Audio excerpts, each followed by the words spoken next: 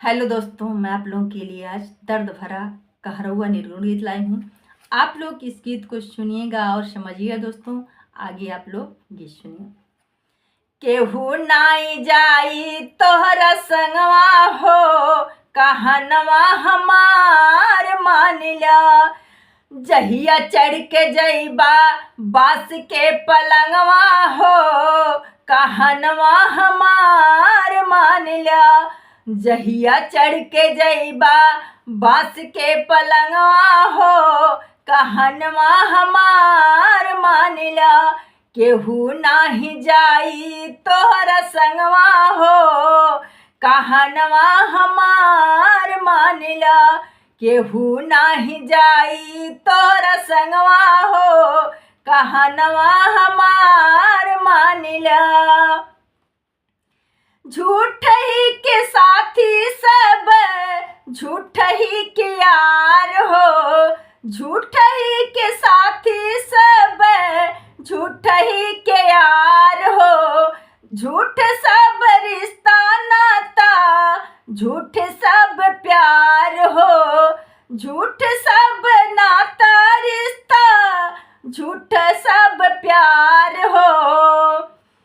रही जाइल धाइल कुली धनवा हो, कहनवा हमार मानिला। रही जाइल कुलई धनवा हो, कहनवा हमार मानिला। जहिया चढ़ के जइबा बास के पलंगवा हो, कहनवा हमार मानिला। केहू नाई जाई तोहरा संगवा हो, कहनवा हमार मानिला। केहू नाही जाई तोहरा संगवा हो, कहनवा हमार मानिला। केहू नाही जाई तोहरा संगवा हो, कहनवा हमार मानिला। रोएली में हर माई पीट पीट छाती हो। रोवेली में हर माई पीट पीट छाती हो। दुआरा पे लोग जैसे झूठे बारिया पी हो। दुआरा पे झूठे लोग जैसे बारिया पी हो। मतलब के सब बैरवा हो, कहनवा हमार मानिला। मतलब के सब बैरवा हो, कहनवा हमार मानिला। जहिया चढ़ के जइबा बास के पलंगवा हो, कहनवा हमार मानिला। केहू नाही जाई तोहरा संगवा हो, कहनवा हमार मानिला। केहू नाई जाई तोहरा संगवा हो, कहनवा हमार मानिला। केहू नाही जाई तोहरा संगवा हो, कहनवा हमार मानिला। कहीं से अनाथ माना हमरो कहनवा, कहीं से अनाथ माना हमरो कहनवा।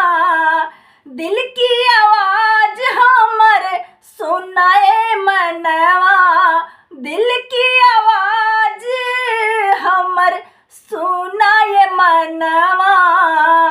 धरा सतगुरु के चरणवा हो, कहनवा हमार मानिला।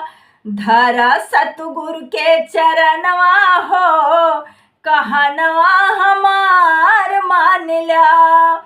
जहिया चढ़ के जइबा बास के पलंगवा हो, कहनवा हमार मानिला। जहिया चढ़ के जइबा बास के पलंगवा हो, कहनवा हमार मानिला। केहू नाई जाई तोहरा संगवा हो, कहनवा हमार मानिला। केहू नाही जाई तोहरा संगवा हो, कहनवा हमार मानिला। केहू नाही जाई तोहरा संगवा हो, कहनवा हमार मान ला।